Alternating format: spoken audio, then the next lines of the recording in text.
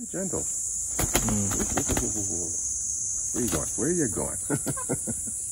Thank you.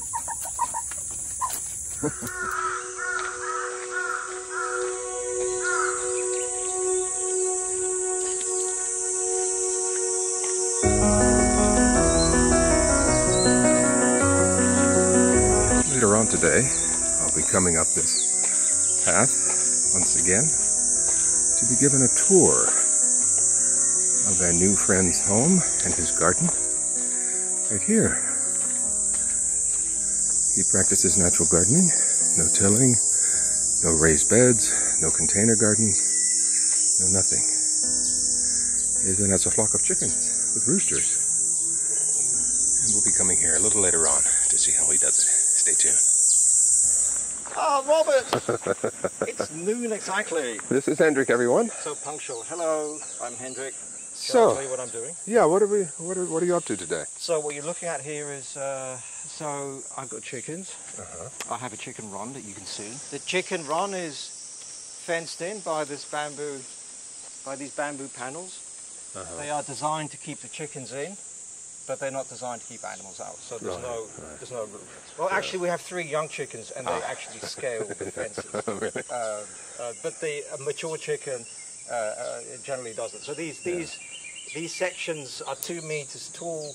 They're a bit more than 2 meters. Yeah.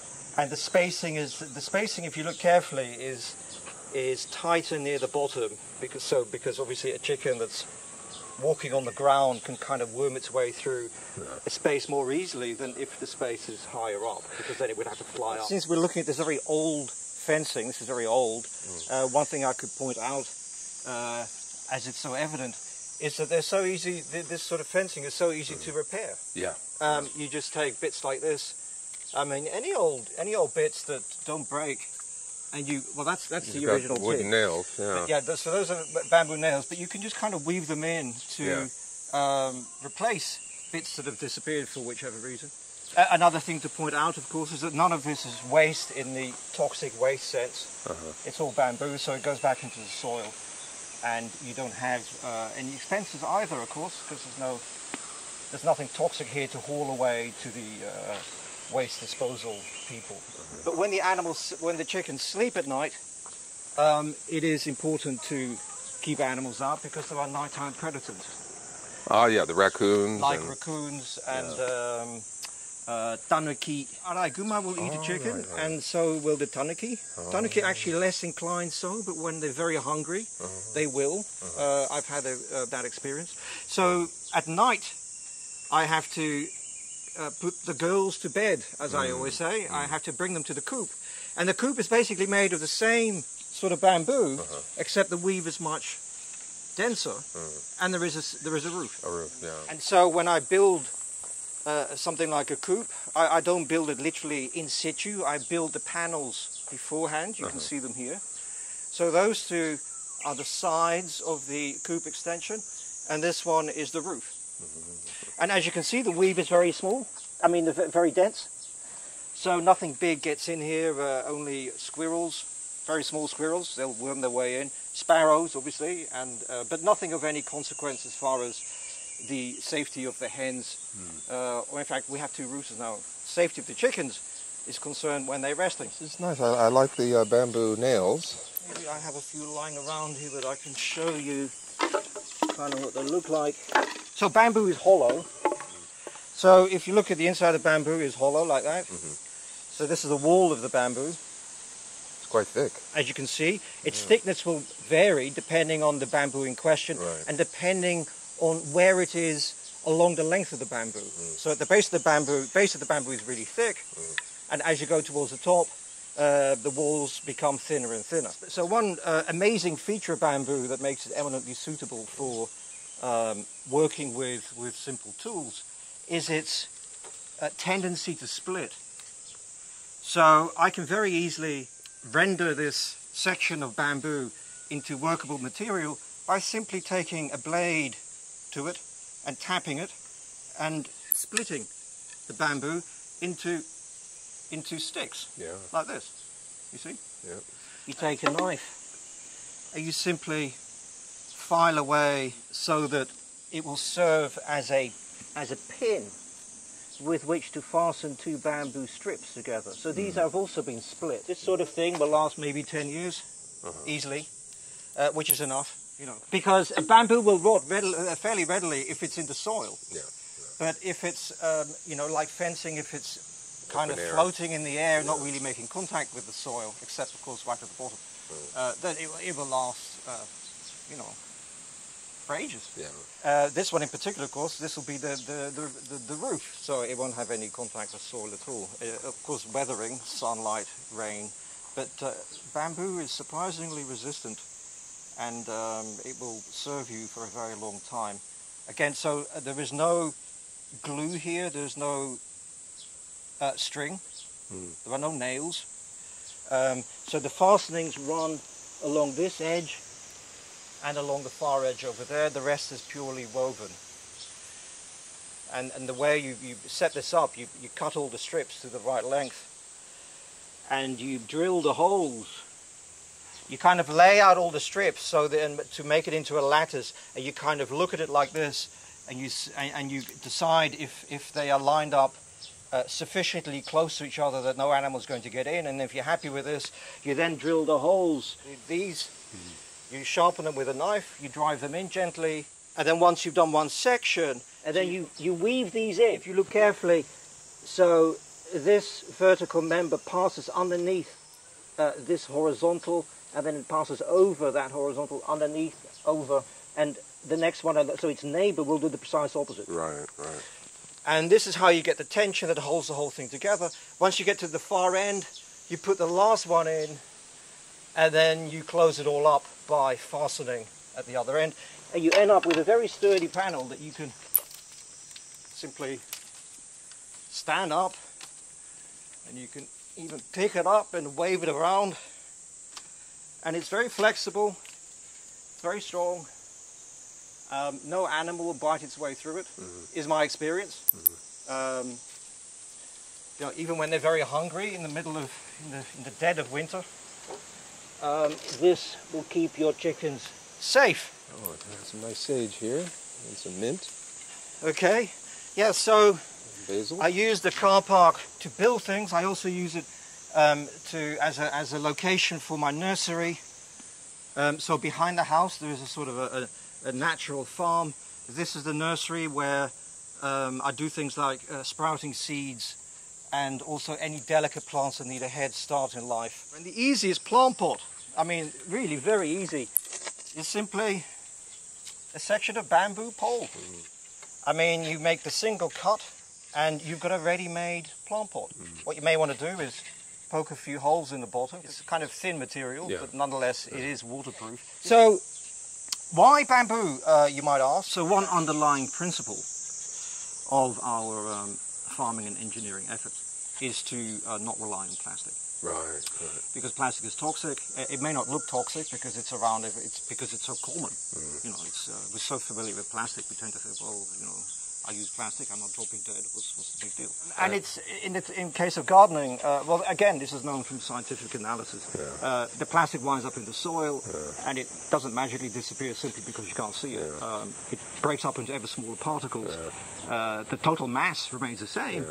It simply becomes more and more difficult to retrieve it. I mean, it's essentially impossible. So I guess part of our efforts is to demonstrate alternative materials to use, alternative to plastic. Of course, if you use plastic, you don't make it yourself. You pay for that. You also pay for its disposal, unless you allow it to just simply sink into your soil. But but eventually, you'll be up to your ears in plastic. So at some point, you have to deal with it anyway. We are, and at some point, you have to deal with it anyway. And I guess a lot of people simply burn their plastic, but that is simply, you know, an accelerated path towards polluting your soil. And otherwise, you have to pick it all up and haul it off to the incinerator. All of which is expensive.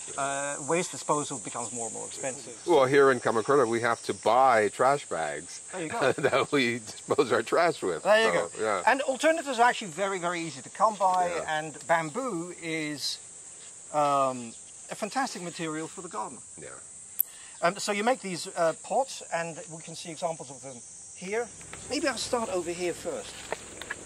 So in addition to the pots, you can also split a length of bamboo right down the middle. In fact, there's some over there. You end up with what look like gutters, you see? These things here. Yeah. And the reason I say that is because you can build roofing material very easily out of them. And you can use gutters as plant pots too. What I did here about a couple of months ago, if you look at these little plants, these are all amanatsu, a type of Japanese citrus. It's one of my favorite. It's kind of halfway between an orange and a grapefruit. Maybe one way or second. It's like a natsu mikan, but it's a bit sweeter. Right. But it's very lovely. It's not too sweet. It's very nice and sour.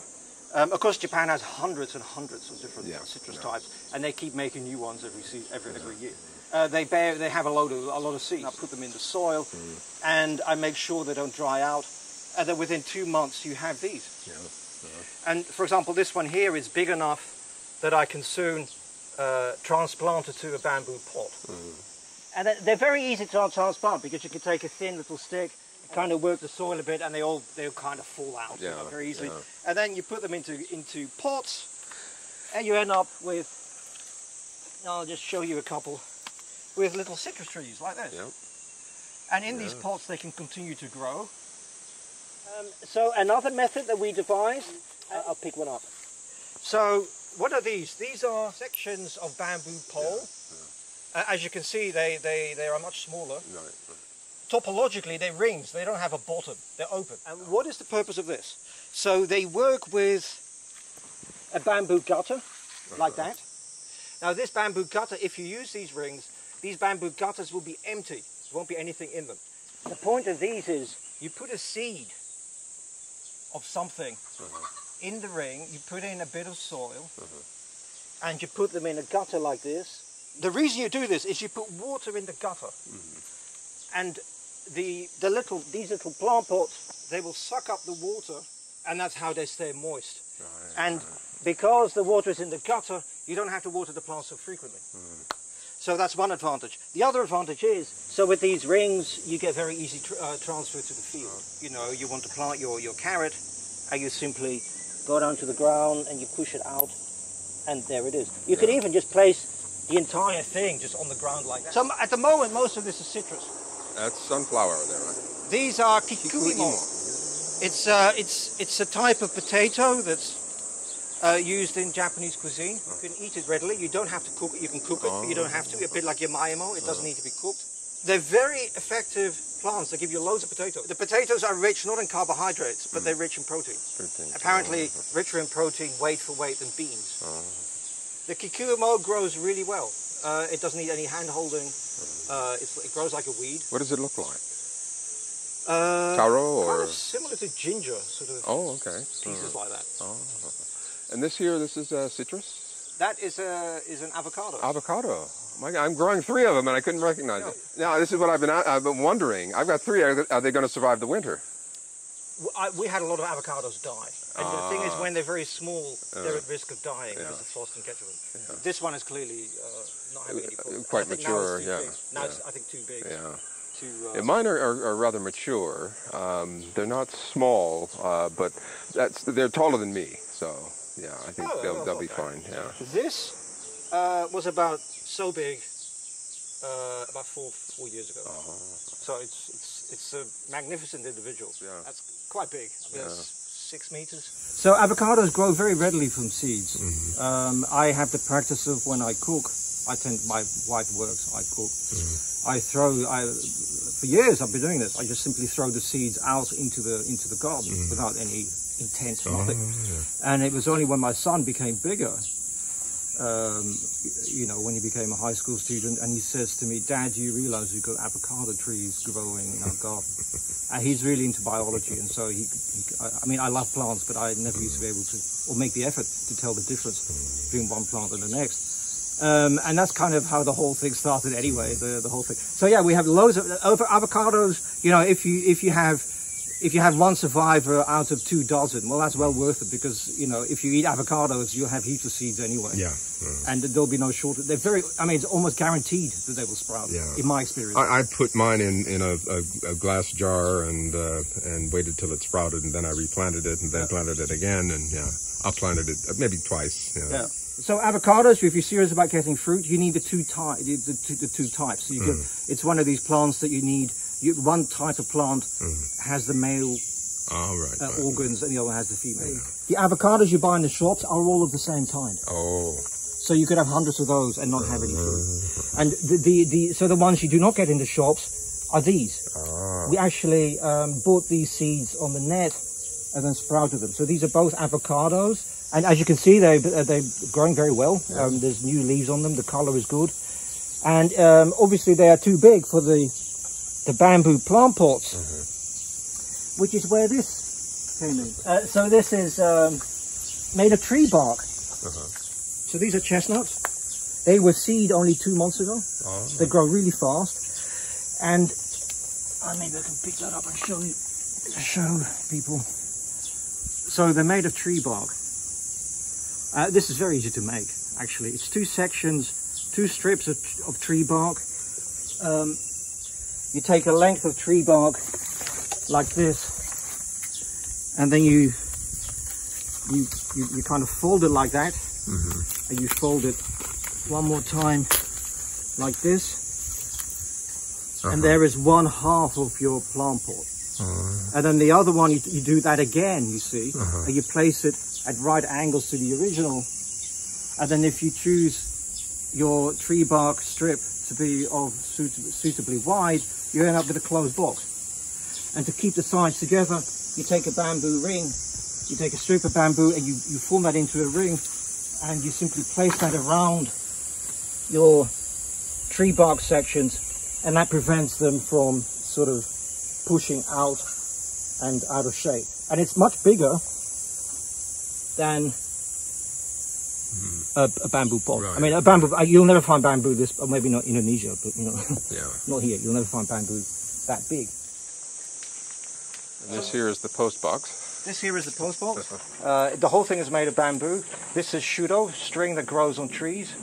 The rest is all bamboo, including the stuffing, the kind of bamboo straw. Do you want to see the door to the post box? There's a knob. Cool. I mean, again, this is bamboo. So there's several layers of bamboo inside here. There's some bamboo joinery, and you get the hinge effect very easily because bamboo is hollow, and you can. Nice. And can you ring the doorbell for me? And this is the doorbell. It actually has a roof, but I need to redo the roof. As you can see, the roof was made with tree bark, but it was my first attempt. And design was not very good because I used string to hold the sections together, whereas I should have had wraparound tree bark. So, anyway, so often with natural projects, you know, there's like version A, version B, and the others. There's a constant improvement, trial and error. Okay, well, do come in. Well, hello. I've never been so close to a chicken before. Oh? Ever. Well, you can pick them up. Jerry, you next this time. Hey. Well, this is Cherry. Hello, Cherry. How are you? Cherry is a hen. She lays eggs. Never touched a chicken before. Wow. Wow, this is cool. I love the sound they make. Quite likely. Chickens have a very wide range of vocal. Yeah, much more so than dogs and cats. I mean, way more. Yeah. They're very communicative. What color are the eggs? What color are they? We have 3 kinds because we have. I'll tell you. So these are the commercial breed. There is. I think they're called Boros Browns. Yeah, this is a Boros Brown. The others are kind of related, not quite exactly the same, but you know. And so these lay brown eggs, but the other 2, there's 2 hens of the South American kind, and they lay respectively white and blue eggs. So these are the chicks. Yeah, so all 3 are still chicks. Oh, okay. But 2 of them are roosters because they copulate with the hens. Yeah. And also they sort of crow, kind of, try to. One other point about chickens is, obviously I throw stuff in there, as you can see. You know, all the twigs and branches and logs and things. Yeah. And then, because that mixes with the chicken poo, it rots faster, and it makes they make a lot of soil. Yeah, so I don't make any effort to make compost because it's the entire ground. Okay, so we go down these steps onto this trail here.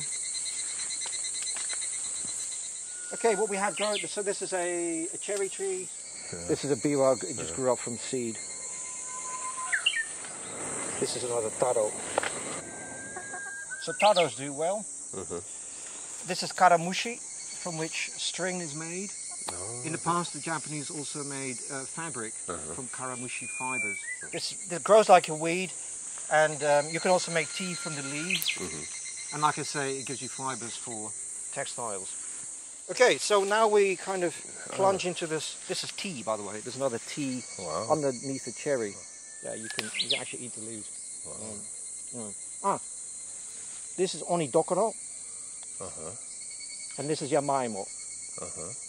It's a fantastic potato because it grows. You can eat it raw as well as cooked. So this year we actually planted them, hundreds. So we should be washing yamaimo come the autumn. So yeah, just to go down a bit. Oh boy. Oh boy. My 6'3" frame doesn't like this. Don't go down there. Okay. This is yadake. Oh yeah. Bamboo reeds. They're called yadake. Ya meaning arrow in Japanese. Oh no. Yeah. So the reason is literally Japan, Kamakura being a martial town and the political importance. Yeah. Arrows, bows and arrows, of course, were weapons. Yeah. Weapons of war. Yeah. And it was critical to have sufficient of these from which arrows were made. Yeah. This is ammunition. Basically, the entire garden was this. Yeah. So what you're about to see was all this monocultural yadake. Just bear that in mind when you see what you see. So yeah, what you see here, this monocultural yadake, that's what we had growing in the space you're about to enter. Wow. That's carrot there. We're allowing the carrot to go to seed, to get carrot seeds. That's kikuimo. That's what we saw out front. Yeah. So the kikuimo, those potatoes are ready to eat. You can also cook them. These plants are very prolific. They will give you a lot of kikuimo. That's very easy to harvest, close to the ground. If you look around you, you'll see more kikuimo. There's kikuimo there. Over there and here. There's here, there, and everywhere. What else do we see? This is a yam from Yakushima. Oh. These are beautiful yams. You can eat them raw. I mean, I've had them. I mean, basically one yam will sustain you for the whole day. It's so rich. And of course, because it's not cooked, you get the full, it's very easy to digest, which means you get the nutrition very effectively.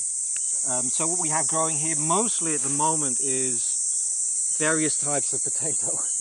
So taro, kikuimo, yamaimo, onidokoro. We also have Filipino potatoes, kind of tropical things. Yeah, we have regular potatoes here too, but I find that the regular potatoes don't take to this sort of Kamakura kind of hot humidity very well. They do well in the spring and the autumn, but in the winter, in the kind of summer season, they tend to die back. I mean, the potatoes are still there, but the plants sort of die back. The other thing, onions do incredibly well. Shallots, the little onions, they multiply like rabbits, and they're one of the things that we actually have a surplus of already. We can actually eat them. Because so we're 3.5 years into this. This used to be, as I say, monocultural yadake. As you can see, this isn't remotely monocultural anymore. It's very diverse. It looks presumably really wild. So none of this is ploughed. None of this has had any sort of. I mean, I never take a shovel in this ground.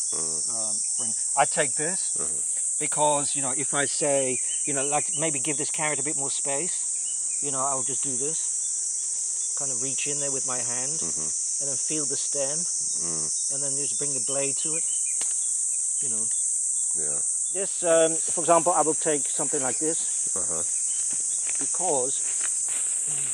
The chickens eat it. So the point I want to make, so initially we simply cut the yadake and we threw out seeds and then kind of stand back and do nothing. And then over the last 3 years we found, what did we find? Let me just kind of sum it up. You find an increasing variety of wild stuff appearing as if by magic, you know. And this somehow happens because of your interaction with the land. So you and your blade have done this somehow without actually planting. So also initially we were very optimistic. We thought we could grow cotton and watermelons and all that kind of thing. I think that requires a bit more sort of human involvement if you want to do that.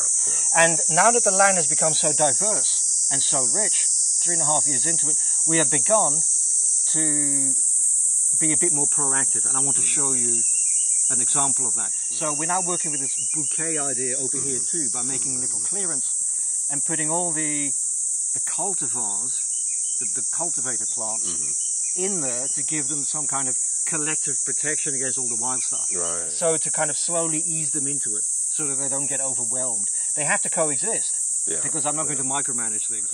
So the idea is to not to prepare the soil, but to make a clearance and then kind of put them in there. So maybe I can show you an example of that. Sure. Oh, by the way, this is lettuce. That leaf there. Oh yeah. Wow. This is literally a relative of the lettuce you buy in the shop. You can eat it actually if you wish. Try it. Slightly bitter. But yeah, it goes really well with feta cheese and olives. And, you know. You're used to it. I'm used to it. Yeah, exactly. Your sense of flavour will change. Yeah. And you can put it conversely, of course. I mean, people's sense of flavour has changed towards the sort of watery and sugary, and away from strong flavours. Actually, it tastes a bit like arugula. Yeah. And this stuff just appears. We didn't plant it. It just, you know, after we didn't have it last. We had it last year for the first time, but in very, very low numbers. Now it makes sense of how Japanese of yore lived without so much meat in their diet. They had all of this abundance around them, and through trial and error, they found out what was good to eat. Probably watching some of the wildlife eat it and trying it themselves, and coming up with different ways of cooking it and preparing it, seeing what goes well with other things. Yeah. I'll take you to the bouquet. Let's see if I can find the best way through. Maybe this way, if you follow me. Okay. So here. Over here I'm growing peas. That's a pea, this. Oh, yes. I can tell. Yeah. I wouldn't have seen it without you pointing it out, but... I also have kidney beans growing here, but I found it's more like experimentation, because I find they don't like the summer heat. They grow in Hokkaido. But the summer heat is too much, so they do really well in the spring. What is this? This is a blueberry. Blueberry, yeah. This is one of those Sancho, is it? Sancho? It tastes like it. Yeah, it looks familiar. I've seen this. Very flavorful. Isn't it? Yeah, so that's a traditional, very common in Japanese cooking.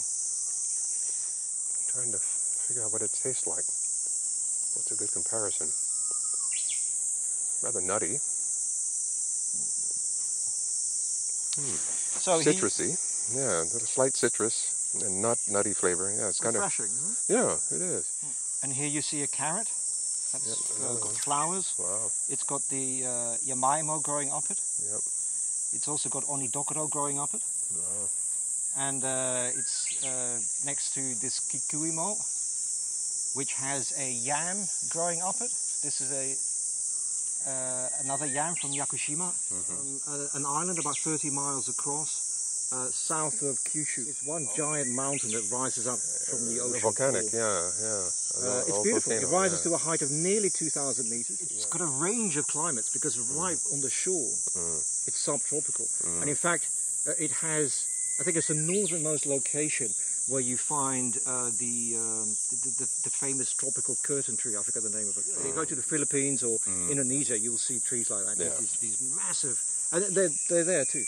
And you can go all the way to the top, and it goes from tropical plants all the way up to kind of Arctic, sort of, and with the full range in between. So fantastically rich. It gets about 4 or 5 times as much rainfall as here. This is nice. Several blueberry, just right here. Wow. Yep, there's a blueberry too, behind the biwa. So there's a biwa, there's a blueberry. Yep, I see tomatoes. So yeah, so now we're coming to our bouquet. Maybe I should say a few words about this first. This is a tara. this is a, you can eat the leaves, although probably not to most people's liking. There are spikes, so be careful. So chew well. In Japanese cooking, what they use is, in Japanese high cuisine, they use these kind of fat sort of, this is a bad example because it's very flimsy. This bit here swells up and they use that. They don't use the leaves. They use this as a delicacy in sort of high cuisine. This is a mulberry. Oh, yes. It produces really good fruit in May. Yep. This is again Yamaimo growing up the tree. In fact, if you look carefully, there's Yamaimo everywhere.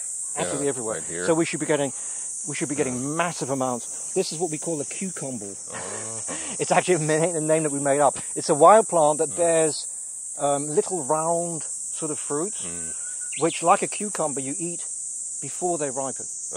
If you eat cucumbers you eat before they're ripe, because if you wait too long and they ripen, you don't eat them because they're no longer nice. The same with these. I eat them anyway. They have a flavour very similar to a cucumber, which is why we call them cucumbers. Cucumbers. Yeah. So they're another creeper that will just grow, and again in the autumn, you know, that's when you find all the fruit. Okay, so now we step in here. So this is an example where we decided, okay, we're 3.5 years into natural farming. Let's, you know, take a slightly more involved approach and make a clearing. So no ploughing, no shovels, but just make a clearing, you know, just cut away plants and literally put some plants in. Like, so we've got aubergine. The taro was there to begin with, actually. I didn't put it in. So these are tomatoes. That's a carrot that was already there. Basil. Yeah, we've got basil, we've got mint, different types of mint. Yeah. This is lemongrass. That's a blueberry, but the blueberry was there already. The one plant that's kind of suffering is the pepper. Oh yeah. And I think it's the heat. At least you got one fruit. But yeah, it has fruit. I see one on the eggplant there, aubergine. Yeah, there's 2 aubergines with fruit. Yeah. And behind is daikon. Now, interesting story about daikon, because I didn't plant the daikon. The daikon is from seed. In the very first season, we threw out loads of daikon seed, and it's become kind of self-sustaining. So the daikon grows wild, and I find that when I clear away some plants, then the seeds that are in the ground will suddenly sprout, and they don't when there's a covering. Another raspberry over there. Ah, now that is, yeah. Let me explain. Maybe you should stand here. There's another bouquet there. So. These are cucumbers, by the way. That's a cucumber. Oh yeah, and this, look at that. Here's a cucumber. Wow. That's a chili. There's a chili there. Oh, that chili. That's a chili. And that is, I think, a pepper. I think the peppers don't like the heat so much. There's a chili there that's doing really well, just next to the with the bamboo stick. There's also coriander in there. So while you're there, let me just explain about the. By the way, we put a ring of shallots around onions. Oh yeah. So you don't see them now because it's summer, but the idea is that maybe they kind of stand in guard, you know, to kind of help protect the weaklings inside the circle. That's sort of the idea. This is something called a wineberry. This is now a massive plant. It's about 5 meters in width, and it's about 2.5 meters in depth. 3 years ago, it was this size. And we just, you know, we let go of the reins and just let it do its thing. And it bears, this season, it bears fruit in May, and it gave us like maybe 1,000 pieces of fruit. It's growing very rapidly. It's over there too. Yeah. Starts here. So it grows and it hits the ground, and then it sprouts new roots, and it carries on like that. And I think in the United States, it's known as an invasive species, and people try to get rid of it. But in fact, it's it is very resilient. That's probably why it's considered a nuisance. But in natural farming, of course, that is ideal because it means you don't have to do any work, and it doesn't fail to give fruit. So far it's given us fruit all the time. They're called wineberries. Wineberries, okay. Yeah. And the flavour is a little different from a raspberry, but it's close enough that you might kind of mistake it for a raspberry. So this is a great success story. Fantastic. This is, just look. This is wild forest. Yeah. And it's also growing in that direction, you know, in among the trees. Oh, yeah. Where's your corn? I don't think we get enough sunlight for corn because of these trees. You see, the trees are kind of on the south side. This is actually the sunniest spot. Yeah. But most parts of this clearance, you have the SAKURA to the south. Yeah. And you get this big overhang as well. So, in fact, it's far from ideal for farming. So the property we have in Shizuoka, being south-facing, I mean, you know, is in a way is a lot easier. You mentioned corn. Maybe in this particular spot we could grow corn, but everywhere else it would be too dark, which is also why we don't grow rice, for the same reason. But grains it's in the winter the SAKURA lose their leaves, so it becomes much lighter. And so grain does really well. Mugi, I just throw it out. So mugi's barley. I mean, that does really well. It grows really robustly. It never fails. It's also a very good grain. You can just eat it raw, you know, without taking off the husk, which is a hassle. And again, for your health, there's no reason to do that. But again, a lot of this wild stuff, like yamaimo, is you know, is regular fare in Japanese cuisine. Is it called SANSAI, Jordi? Oh, SANSAI, that's mountain vegetables. Yeah, mountain vegetables. Yeah. So all of this is for mountain vegetable. By the way, wild figs make excellent fruit. Really. And I think the reason you don't see the wild figs in the shops is because they have no shelf life. You eat the wild fig straight from the tree. You leave it on the table for an hour and it's already, you know, not so good. The entire time, Hendrik has been out here barefoot. And I'm getting poked through the soles of my feet. And I don't know how he does it. And the reason is, it's because I can feel the ground, you see. Yeah. So that's what gives you the situational awareness. Let's not crush that carrot there. Yeah, so the carrots are still hanging in there, in the wild. But I think for next season we'll probably put the carrots in a bouquet. Yeah, we haven't had much rain recently. Well, we had plenty over the spring, so I shouldn't complain. But, well, now that you bring up the rain, that's a good point. You see, with a cover of vegetation like this, you don't lose moisture anywhere near as fast as you would with conventional farming. Plowed ground. You run out of, I mean, a few days of sun, you have to start sprinkling. But you can see none of these plants are drooping from the only plant that had trouble is that one, the pepper. That's all. Everything else is happy, and that's because, you know, having all this keeps all the moisture in. Let's take a look at the chicken coop. Okay.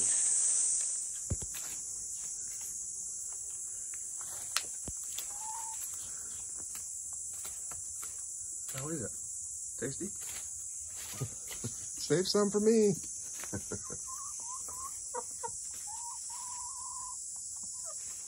Again, my point earlier, had this been plastic, you see, you would have been polluting your soil, but this is bamboo. This is a trellis. So there should be heaps of yamaimo and onidokoro going up here eventually. Oh, we have eggs. You said they don't just lay them everywhere, but today they did. Look. There. So there is the coop, and I'm extending it to here. So there'll be two for the two sides, and then the large one will be sitting on the top. And what you can see there will come forward, so that door and that panel there will come forward. And so the new coop will extend up to here. And then over here, I will have the door so that you can get to the garden from here. So there'll just be a separate door.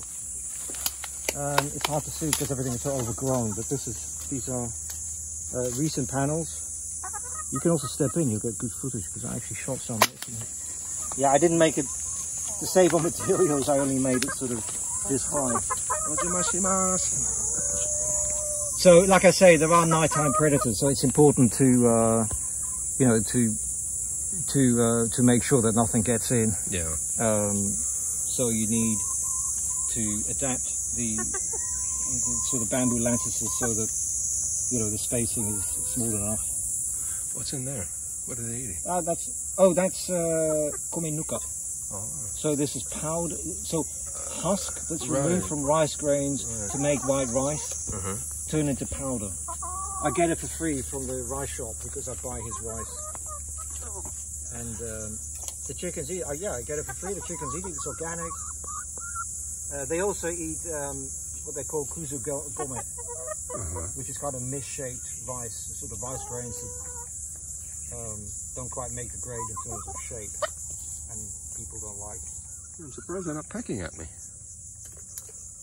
Very friendly. You want to make sure that the animals don't burrow the way underneath. Yeah. So the very simple way to deal with that is to take a bamboo strip of maybe 50 centimeters in length, right, and with a blade you taper it so it's like a stake, and you just drive it into the ground, and you space them like you see there sufficiently close, and nothing gets in there. Yeah. And maybe after 3-4 years you just replace them because they they rot. But that's all it takes. Yep. That's all it takes. It's very simple. So there's no need for concrete or steel or any of these expensive materials. Yeah. It works. It works. Yep. This was up over the course of the winter when animals become very hungry. Right. And they would try very hard to get at the chickens, and no one did. Yep. Yeah, and because it works so well, I thought let's extend the coop, because sometimes we're away for maybe a week or a couple of weeks. And then, they have to. We have 10 chickens now. I'd like the coop to be a bit bigger so that they're in comfort. By the way, you can see the fruit on the shudo tree. Oh yeah. Shudo grows really, really well from seed. Is that edible? No, you don't eat it. Although there might be some way of doing it. I don't know. I'd have to ask Leo. But we collect the seeds and we throw them out in places where we'd like to see more shudo growing. This is the cat flap, by the way. It's a double cat. So there's 2 cat flaps. Cool. And double because obviously it keeps the weather out. Not in the winter. That's nice. Yeah. Hey, Mary. This is the first. Sorry about that. Hi. Oh wow. So that's strawberry. You're very light. Okay. You're all right. You're all right. Very gentle. Where are you going? Where are you going? Thank you. Cool. Thank you. Okay. Right. Well, I guess. I'd love to have chickens to eat all of the insects in my garden. Of course, they would dig everything else up, but well. Wonderful. Well, thanks for the tour of your garden here. The how you use bamboo is very interesting. I like that. I really like that. So I'm going to give that a try next year and see what I can do with that. Yeah. Well, thank you, Robert. Yeah. So something like this is what I mean. Now, is it easier to cut this when it's wet or dry? Well, actually, the best season in which to source bamboo is the cold, dry season. So winter season. すいません。大丈夫ですよ。